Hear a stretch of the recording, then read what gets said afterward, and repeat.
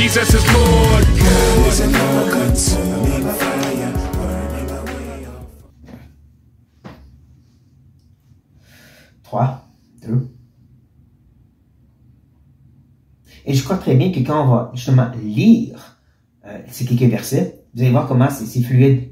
Ça semble avoir la même idée, même, j'oserais dire, il va y avoir deux parenthèses, comme vous avez peut-être vu dans le titre, qui va connecter ensemble l'idée principale de ce que Jésus veut communiquer.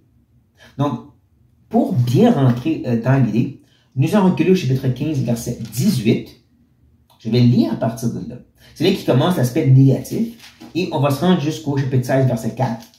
Nous, on se concentre, comme je dis, sur 15, 26, 27, jusqu'à 16, verset 4. Donc, Jean 15, verset 18 nous dit, « Si le monde vous haït, sachez qu'il m'a haï avant vous. Si vous étiez du monde, le monde aimerait ce qui est à lui.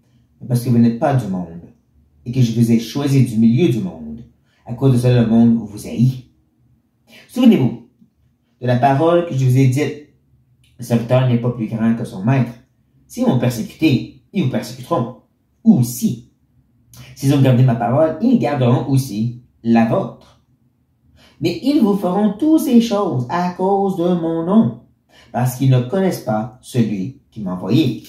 Si je n'étais pas venu, et que je ne leur ai point parlé, ils n'auraient pas de péché. Mais maintenant, ils n'ont aucune excuse de leur péché. Celui qui m'a haït aussi mon Père. Si je n'avais pas fait parmi eux, des œuvres que nul autre n'a fait, ils n'auraient pas de péché. Maintenant, ils ont vu, ils ont haï, et mon Père, et moi. Et moi et mon Père, excusez. Mais cela est arrivé afin que s'accomplisse la parole qui est écrite dans leur loi. Ils m'ont haï sans cause. Notre passage. Quand sera venu le consolateur, que je vous enverrai de la part du Père, l'Esprit de vérité qui vient du Père, et il rendra témoignage de moi. Et vous aussi, vous rendrez témoignage, parce que vous êtes avec moi dès le commencement. Je vais dire ces choses afin qu'elles ne soient pas pour vous une occasion de chute. Ils vous excluront des synagogues, et même l'heure vient où quiconque vous fera mourir croira rendre un culte à Dieu. Ils agiront ainsi parce qu'ils n'ont pas connu ni le Père ni moi. Je dis ces choses afin que, lorsque l'heure sera venue, vous vous souviennez que je vous ai dit, je ne vous ai pas parlé dès le commencement parce que j'étais avec vous. Donc, nous commençons une autre partie du passage avec ce rappel. Quand sera venu le consolateur? Le Saint-Esprit. Celui que justement Dieu envoie pour prendre soin d'eux, pour habiter en eux. On a vu beaucoup de cette vérité que l'Esprit va venir. Et beaucoup de gens ont beaucoup à dire sur l'Esprit et même chercher à montrer des vidéos de qu'est-ce que eux croient que l'Esprit fait. Nous, on veut se concentrer sur ce que Jésus dit en rapport avec l'Esprit. Et je crois qu'en regardant ce passage, on va voir justement, il va nous présenter la source, la spécialité, mais aussi l'enseignement de l'Esprit. Donc, on commence avec la source. Quand je vous enverrai de la part du Père, et ensuite, qui vient du Père. Donc, deux fois, il nous rappelle l'Esprit vient du Père. Il est littéralement ressorti de, il a une expression de, parce qu'il est aussi Dieu. Ne manquez pas, il est de la part du Père, parce qu'il est, justement, Dieu. Arrêtez-vous et pensez à ça juste pour un instant. Nous ne sommes pas assez émerveillés par la réalité que le Tout-Puissant, qui soutient toutes choses par la puissance de sa parole, qui a tout créé à partir de rien, habite en nous. On cherche trop à manipuler ce Dieu-là en nous, trouver des façons d'utiliser l'Esprit et passer de s'arrêter et dire « Wow, Dieu Tout-Puissant est en moi. » L'infini est dans les créatures limitées. Celui qui est saint habite dans des gens qui ne sont pas saints. La source est Dieu avec nous. Dieu en nous. C'est incroyable. C'est assez pour nous faire arrêter et être dans l'émerveillement. Ça, c'est la source, Dieu lui-même. Et vous connaissez probablement quand même assez bien la théologie du Saint-Esprit. Dans l'Ancien, il venait que pour des moments, et même sur certaines personnes seulement. Pour maintenant, nous, il habite dans tous les croyants du peuple de Dieu. Et tous les croyants sont le peuple de Dieu. Wow! Donc ça, c'est la source. Quelle est sa spécialité? Ben, c'est la petite partie que j'ai gardée, l'esprit de vérité. C'est ça qui fait sa spécialité, c'est il prononce la vérité, il enseigne. Comme je dis, on a trop de concentration sur les manifestations de l'esprit, puis les dons de l'esprit, puis ci, puis ça. Jésus dit la partie qui est importante, c'est l'esprit de vérité. Il l'a dit avant aussi. C'est celui qui va venir vous enseigner toutes choses. Il va vous rappeler qu'est-ce que je vous ai enseigné. Ça, c'est la partie principale. Il est là pour nous illuminer. Pour enlever le voile lorsqu'on approche la parole que les autres ne peuvent pas avoir. Pour eux, c'est un livre. Pour nous, c'est les pensées de Dieu. On parle beaucoup de « Oh, je vais entendre la voix de Dieu. Oh, je vais être guidé par l'Esprit. » C'est ici. Parce que c'est le Saint-Esprit qui a écrit chaque mot. La Bible, c'est la voix de l'Esprit. Les pensées du Père et la manifestation du Fils. Donc, tu dis, ah, moi, j'aimerais que l'Esprit me parle personnellement. Il a parlé ici pendant longtemps. Tu dis, ah, j'aimerais connaître la volonté du Père. Il l'a exprimé ici. C'est ses pensées. J'aimerais savoir qu'est-ce qui est important, c'est quoi le but de ma vie. C'est ici. La personne même de Jésus-Christ. Pas qui tu vas marier, quelle sorte de ministère tu vas avoir. Jésus-Christ. Justement, quel est son message? Il rendra témoignage de moi. Ça semble presque anticlimatique. Il n'y a pas comme d'excitation ici. Je sais pas si ça dit anticlimatique en français. Pardon. Mais on dirait que c'est pas aussi explosif, aussi incroyable qu'on voudrait. Le témoignage, ça va être Jésus lui-même. Parce que c'est ce qui est important. Christ. Avant la fondation du monde, avant même que le péché rentre dans le monde, le Père avait déjà décidé qu'il allait exalter le Fils. C'est ça. Au commencement, le Père voulait glorifier son Fils. Et l'Esprit a écrit pour qu'on sache. Je paraphrase un peu les idées, mais c'est ça que Jésus lui-même dit. Il va revenir donner ce témoignage de moi. Et il ajoute, et vous aussi, vous rendrez témoignage. Témoignage de Jésus, bien sûr, c'est ça l'idée. Mais c'est ça qu'il faut garder en tête. L'Esprit vient pour partager une chose. C'est pas les dons, c'est pas des ministères. Premièrement, avant tout, c'est pointer vers Christ. Témoigner de Christ. Et là, ces hommes vont travailler en équipe, en tag team avec l'Esprit. Et peut-être j'ai écouté trop de lutte dans mon passé, mais je vous dirais que les meilleures équipes de tag team dans la lutte, c'est pas ceux qui étaient les plus gros et les plus forts nécessairement, c'est ceux qui travaillent très bien en équipe, qui ont une bonne communication, qui se comprenaient facilement. Ben, c'est la même chose ici. L'Esprit vient spécifiquement pour parler et pointer vers moi. Pensez à ça, là. Pas lui-même, Christ. Et donc, en retour, vous, les apôtres, vont témoigner de Christ. Parce qu'ils travaillent en équipe, en synergie. L'Esprit vient et dit, je veux parler de Jésus. Là, il rentre en nous, puis, hey, je veux parler de Jésus. Donc, pourquoi, dans le monde moderne chrétien, on parle d'autres choses que Jésus? On parle de nous. On parle des dons. On parle pas de Jésus. Arrêtons et pensons à ça pour un instant.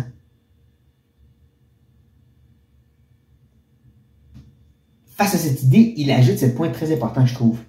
Il dit, c'est parce que Parce que vous êtes avec moi dès le commencement. Comprenez, le parce que, c'est voici la raison que vous allez parler de moi.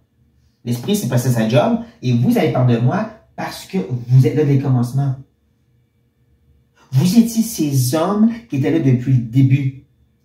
Vous avez vu de vos yeux les signes et les preuves que j'étais vraiment envoyé du Père parce que je vivais, je faisais, pas juste des miracles en soi, mais les miracles prophétisés. Comme de guérir les lépreux, qui n'avaient jamais été faites. Comme de donner la vue aux gens qui étaient nés aveugles, qui n'avaient jamais été faites. Des guérisons et des délivrances de façon extraordinaire qui n'avaient pas été faites, mais prophétisées. Vous avez été témoins de ceci, vous autres. Ils l'ont vu. Encore de comprendre, le ministère des apôtres, c'est pas répétable. Parce qu'ils étaient là, eux, dès le début. J'étais pas là. Toi non plus. Mais il dit, vous étiez là, vous avez vu, et ça va se rendre, bien sûr, jusqu'à la fin, là, vous avez vu jusqu'à la croix, vous avez vu jusqu'à mes résurrections. 40 jours. Il va rester avec eux pour continuer à leur faire comprendre et leur faire voir. Vous avez vu ma vie, ma mort et ma résurrection. Et donc, c'est pour ça, parce que c'est pour ça que vous allez pouvoir rendre témoignage de moi, de Christ, comme l'Esprit, qui les connaît de toute éternité, hein, Père, Fils et Saint-Esprit. Ça, c'est le témoignage, et on le voit que c'est ça qui était sur le cœur de Pierre. Pas le cœur d'une roche, mais le cœur de l'apôtre Pierre. Cet homme qui a vu ces choses et qui a fait des choses extraordinaires, dit ceci dans sa propre lettre. Ce n'est pas, en effet, en suivant des fables habilement conçues que nous avons fait connaître la puissance et l'avènement de notre Seigneur Jésus-Christ, mais c'est comme ayant vu sa majesté de nos propres yeux. Car il a reçu de Dieu le Père honneur et gloire, car la gloire magnifique lui fit entendre une voix qui disait « Celui-ci est mon Fils bien-aimé, en qui j'ai mis toute mon affection. » Et nous avons entendu cette voix venant du ciel lorsque nous étions avec lui sur la sainte montagne, le mont Transfiguration, que juste 3 hommes ont vu, et à ce point-ci, un est déjà mort. Il reste que Pierre et Jean. Et c'est frappant, Pierre, il dit « Je l'ai vu. J'ai vu des choses que personne d'autre sur la terre a pu voir. Même pas les autres 11 ou les 70. Moi, Jacques et Jean, c'est tout. » Et cette note que tu dis, wow, quel témoignage d'expérience. Pierre dit, attends une minute. Et nous tenons pour d'autant plus certain la parole prophétique, à laquelle vous faites bien de prêter attention, comme une lampe qui brille dans un lieu obscur, jusqu'à le jour vienne apparaître, et que l'étoile du matin se lève dans vos cœurs, sachant tout d'abord vous-même qu'aucune prophétie de l'Écriture ne peut être un objet d'interprétation particulière.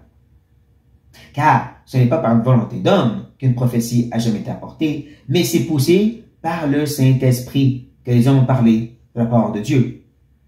Façon résumée de tout ça, moi j'ai des expériences, le plus important, c'est la parole écrite. Et je simplifie, mais c'est ça que Pierre dit. L'homme qui a vu quelque chose que 2 autres personnes seulement ont vu sur la terre, dit, c'est pas ce qui est important, c'est qu'est-ce qui est écrit. Et c'est ça qu'il témoigne lui-même. En bout de Actes chapitre 2, la Pentecôte, le Pentecôte, les langues de feu, les gens parlent en langue des grandes choses de Dieu, et là, les gens du monde viennent autour pour voir qu'est-ce qui se passe, et Pierre ne dit pas, nous avons reçu le baptême de l'Esprit, venez, on va expérimenter ensemble. Non. Il prend premièrement la prophétie de Joël, qui était une promesse que ceci allait arriver, puis il dit, cette réalité-là est en train de se réaliser, et ensuite, va jusqu'à Christ parce que c'est à cause de lui. Il prêche Christ. Il prêche ensuite la repentance et le salut en Jésus-Christ. C'est ça qu'il a fait. Exactement comme Jésus a demandé, il a prêché Christ parce qu'il était là depuis le commencement. Jésus continue à leur enseigner et leur dire je vous ai dit ces choses. Quelles choses? Probablement, ça fait référence à tout ce qu'on voit jusqu'à maintenant, depuis chapitre 14, depuis ces belles paroles de réconfort, croyant en moi, je suis le chemin, la vérité et la vie, je suis le chemin au Père parce que moi et le Père, nous sommes un, donc demeurez en moi, soyez bien agreffés, parce qu'il va y avoir des persécutions. Le monde va vous haïr. Je crois que c'est les deux parties ensemble. Un réconfort pour faire face à ce qui s'en vient. Donc, je vous ai dit ces choses. J'ai averti et encouragé. Et là, il explique, afin qu'elles, ces choses, ne soient pas pour vous une occasion de chute. Il faut comprendre, l'expression ici, c'est la même qu'on a vue au début du chapitre 15. L'idée que des branches qui ne sont pas justement en train de demeurer en Christ, agreffées à son œuvre, à la croix, et eux vont pas porter de fruits et vont finir par mourir et brûler. C'est l'idée d'une chute dans le sens apostasie, un rejet, un détour de la foi. C'est ce que le mot veut dire. C'est ce genre de chute que Jude nous dit, on va être préservé si on est en Christ. C'est lui qui va nous tenir, nous faire donner, passer devant Dieu, justement, inébranlable. Mais ceci, c'est quand même un risque. C'est ça qu'on n'aime pas entendre. Nous, on aime l'idée, une fois sauvé, toujours sauvé. Qui a un sens de vérité. Mais il faut faire attention. Je m'explique un peu. Pensez à la parabole des 4 terres ou du semeur.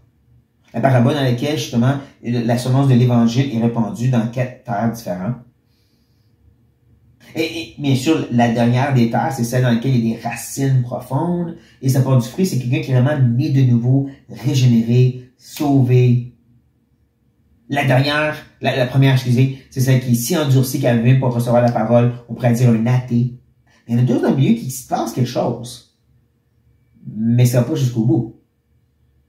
La troisième en partie, justement. La troisième, elle a des racines, mais à cause du plaisir du monde, ou d'autres choses comme ça vient étouffer et finit par mourir. Les plaisirs de ce monde finissent par tuer. Et à maintes et maintes fois, Paul dit, comme aux Corinthiens, le péché pourrait étouffer, et si vous vivez dans le péché, vous pourriez justement apostasier. Comme Jean aussi en parle, dans 1 Jean. Puis là, tu as la deuxième terre. Celle qui a des endroits pierreux, donc il n'y a pas de racines. Au début, elle est toute excitée. Elle reçoit la parole, Jésus, j'aime ça, l'Église, j'aime ça. Mais là, les persécutions, la réalité que c'est difficile la vie chrétienne, vient tuer ça.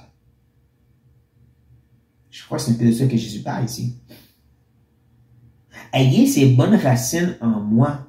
Parce que quand cette haine va venir, quand cette persécution va se manifester, vous pourriez être perdu. Rappelez-vous, il parle aux 11 ici. Judas a déjà parti. Si Judas aurait été là, il aurait pu dire, et un de vous pourrait chuter. Mais non, il a dit vous, excluant Judas parce qu'il n'est plus là. Vous, les 11. Donc oui, il y a une certitude de salut, mais la Bible, Dieu a utilisé ces paroles comme ceci pour nous préserver d'abandonner. Donc oui, il y a une certitude de salut. Il faut comprendre que le salut, biblement parlant, a 3 temps de verbe. Nous avons été sauvés. La conversion, tu es né de nouveau à un moment. Nous sommes en train d'être sauvés. La sanctification, la transformation à l'image de Christ. Et nous allons ultimement être sauvés, la glorification. La certitude, c'est que ceux qui sont à lui, Dieu amène au bout. La chose, c'est que la Bible nous fait comprendre, et une des outils que Dieu utilise pour nous garder sur ce chemin étroit de Jésus, c'est des passages comme ceci. C'est des rappels que le péché peut nous infecter ou que le monde va nous haïr. Et qu'il faut passer à travers, persévérer comme eux devraient faire face. Et quand on revient à eux, aux 11, justement, regardez qu'est-ce qui va se passer pour eux.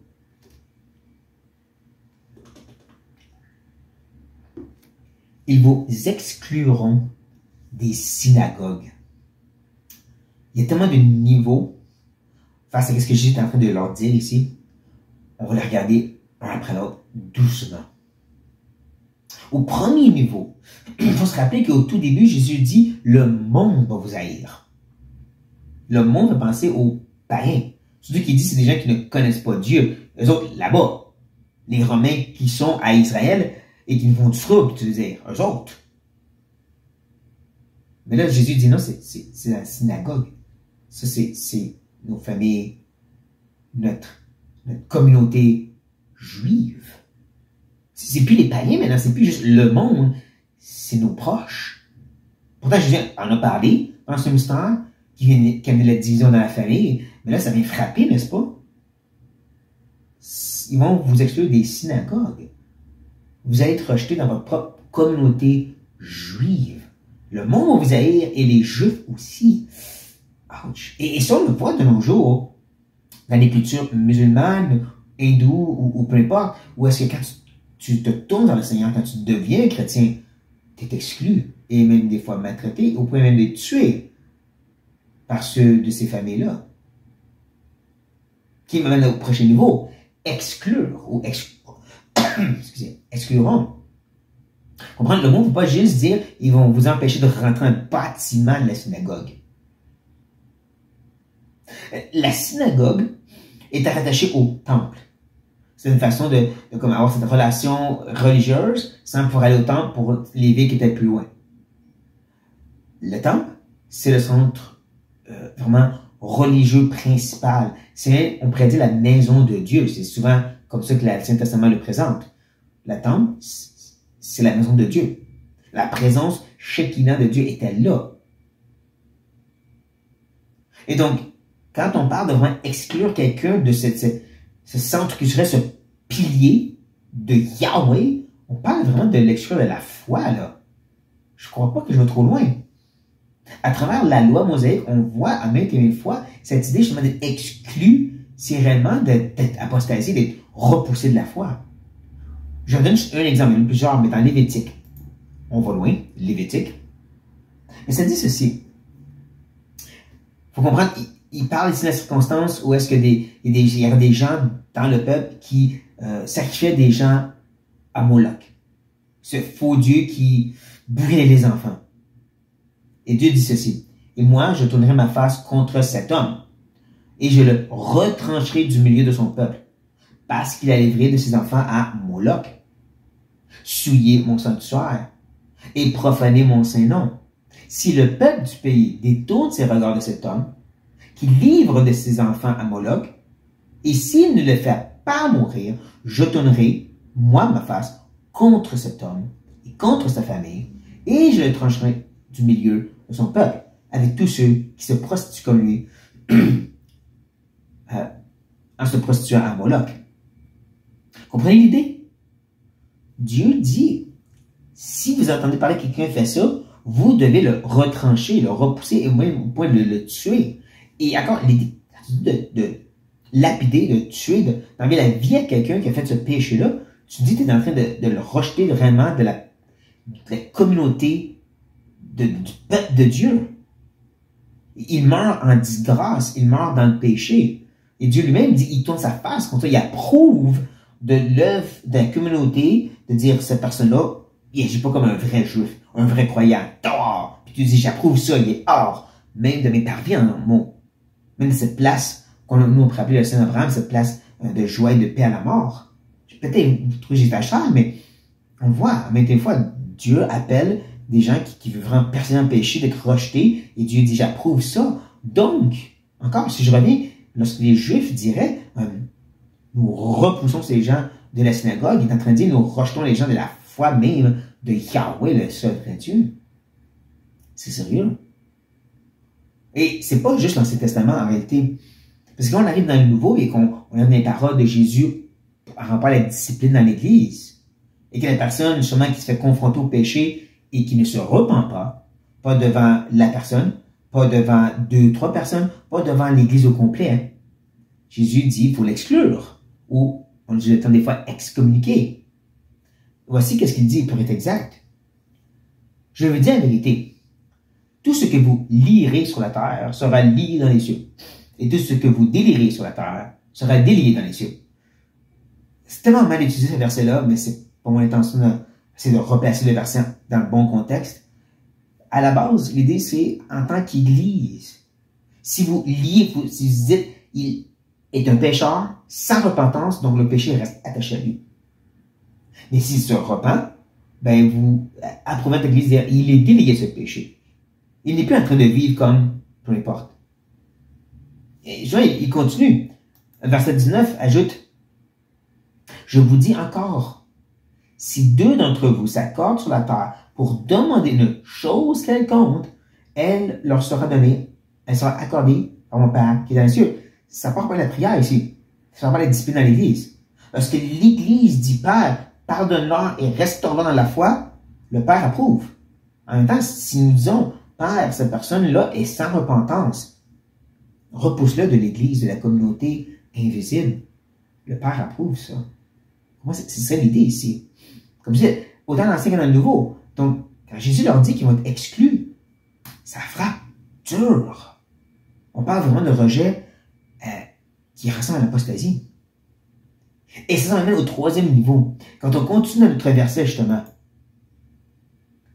Jésus continue en disant, et même l'heure vient où quiconque vous fera mourir croira rendre un culte à Dieu. Le mot, il ne parle pas de mettre à mort. Je vais être clair, là. Mais là, c'est vraiment comme si on vous rejette de la foi. Et donc, même si ici, il parle de mort physique, il y a quand même un sens qu'ils sont en train de dire, vous êtes rejetés de Dieu. Et comme dans l'Ancien Testament, on vous rejette totalement, même jusqu'à la mort. Il y a vraiment une sorte de contraste à faire, une belle connexion entre ces deux idées-là, même si c'est deux mots différents, physique, spirituel, n'empêche. Il y a vraiment cette idée qui, eux, croient vous tuer, vous détruire face à votre foi, face à la vérité, face à votre relation avec Yahweh. Et c'est ici que j'amène à mon troisième niveau, comme je disais. Vous voyez le contraste. Jésus dit, entre vous vous accrochez à la vérité, que vous demeurez en moi, mais en faisant ceci, vous allez être rejetés d'Israël, de la nation, des chefs religieux, et eux vont vous exclure et donc vont vous voir comme apostats, rejetant la foi. Ou, dans votre crainte, vous vous détachez de moi, vous retournez auprès d'Israël, vous revenez dans le temple, vous êtes acceptés par eux, mais vous êtes apostats de moi. Vous voyez un peu? C'est comme si c'est un, tu choisis un ou l'autre. Et souvent, Jésus fait ces contrastes-là, leur donne ce challenge, si vous pouvez, ce défi. C'est entre tu t'accroches à un ou tu t'accroches à l'autre. Moi ou le monde. Moi ou maman. Moi ou votre famille. Vous reniez Christ. Je vais dire, reniez Christ. Ou vous le prononcez à haute voix devant tous. C'est un ou l'autre. Mais il va y avoir des conséquences. C'est ça l'idée. Il va y avoir des séquences, des sérieuses conséquences. Et Jésus explique pourquoi ils vont agir ainsi. Il revient à ce qu'il disait déjà avant, qu'on a déjà vu. Ils agiront ainsi parce qu'ils n'ont ni connu ni le Père, ni moi. Comme je dis, on l'a vu dans la dernière fois, encore et encore, Jésus explique la raison pour laquelle ils vont vous rejeter vous, parce que vous êtes associés à moi. Ils me rejettent moi parce qu'ils ne savent pas qui est vraiment le Père. Ils ont fait une version de Yahweh, puis à cause de ça, ils ne comprennent pas pourquoi le Père aura un Fils et qu'il a envoyé le Fils. Pourquoi le Fils, donc envoyé aux autres pour prêcher le message que le Fils est la seule façon. Mais ce qui est intéressant ici, et comme peut-être vous le voyez, il termine en disant ni moi. J'ai regardé dans le texte original, le verset termine vraiment avec Jésus. Et je dis ceci parce que l'autre fois, et si vous ne l'avez pas vu, allez écouter la vidéo, mais l'autre fois, l'accent était tout mis sur le Père. Et ils m'ont rejeté moi, Jésus dit, parce qu'ils ont rejeté le Père. Puis il revient toujours encore sur le Père, parce que le Père est plus important. C'est ce que Jésus lui-même dit. Il est plus grand que moi. L'accent était sur le Père, mais maintenant l'accent est sur Jésus. Parce que présentement, le texte où nous sommes, comme vous pouvez voir, l'accent est sur Christ. Sa vie, sa mort et sa résurrection.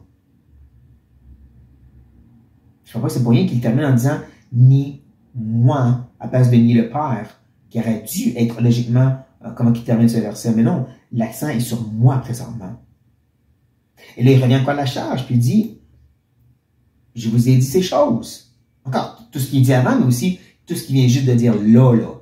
La réalité d'être exclu, puis de faire un choix, donc, entre exclu des Juifs, d'être apostole, si vous voulez, de la foi juive, ou être apostole de la foi chrétienne. J'ai dit ces choses afin que lorsque l'heure sera venue, vous vous souviendrez, je vous les ai dit. Maintenant, l'idée de l'heure qui est venue, certaines traductions mais va dire leur heure est venue.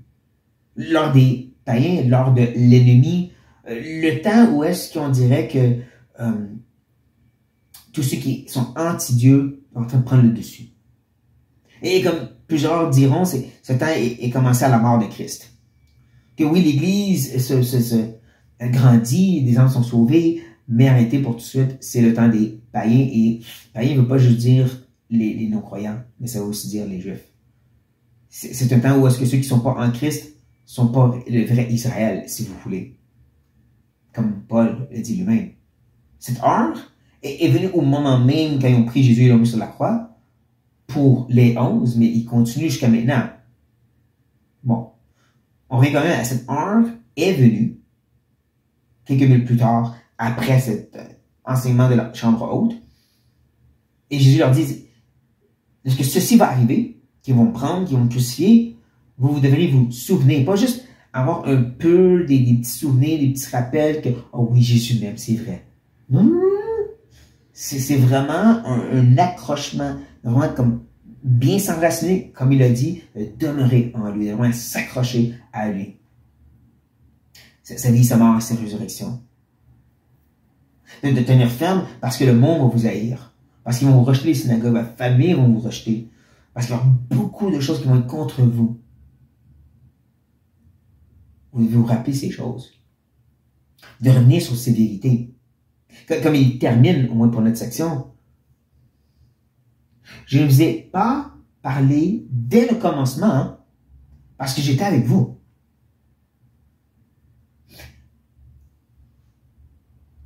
Ne manquez pas, justement, que cette phrase-là ressemble beaucoup à celle comment le chapitre 15 termine. Le chapitre 15 qui termine avec cette idée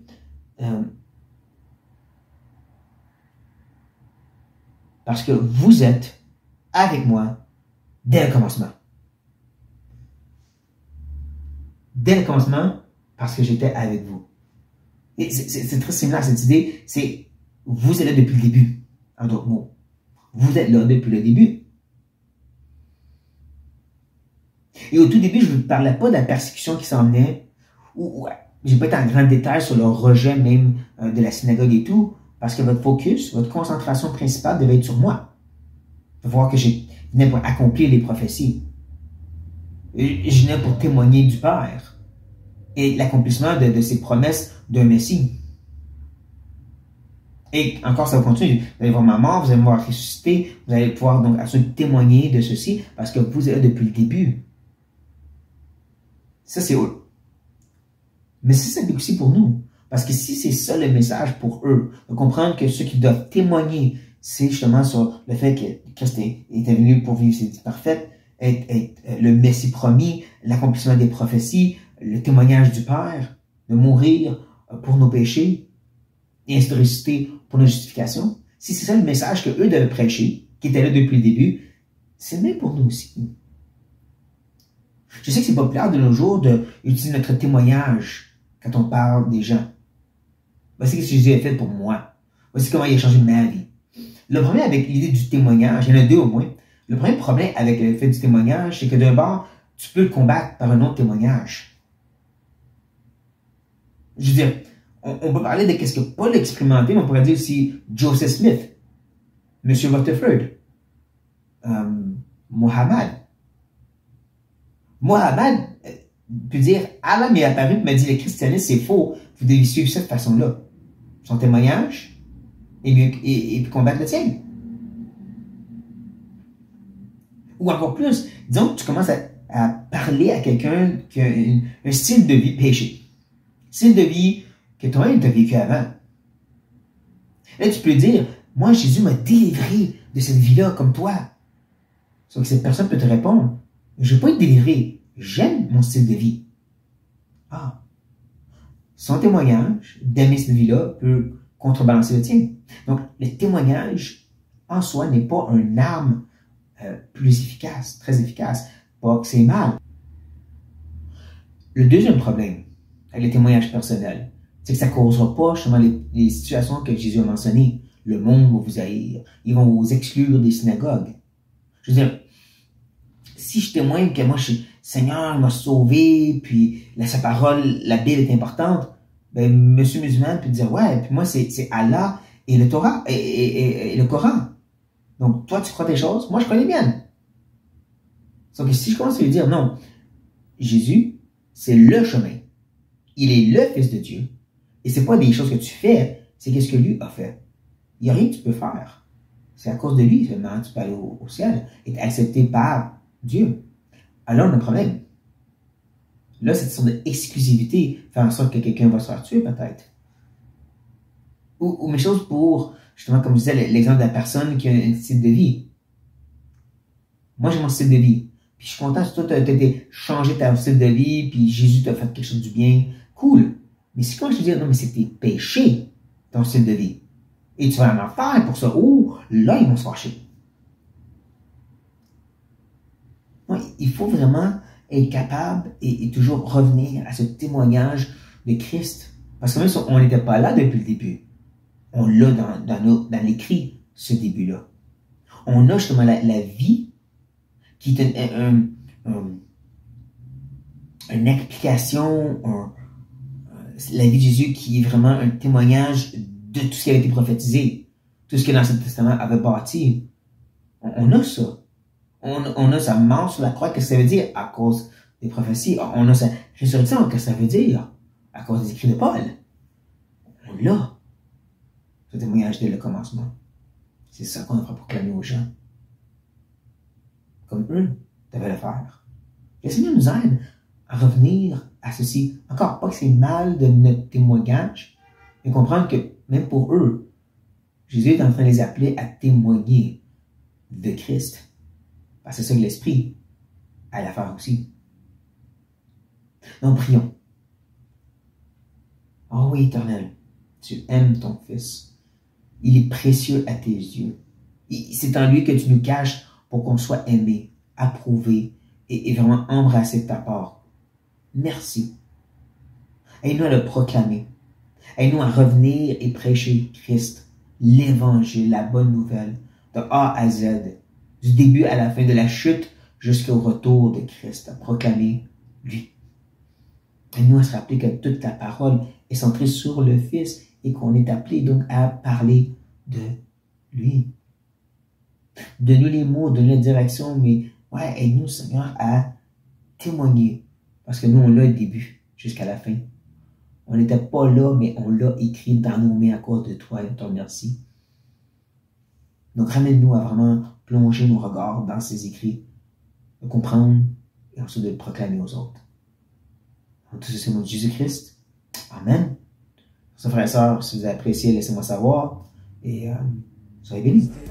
He's gonna burn it away, the holy furnace ablaze, eternal the day, somebody come on.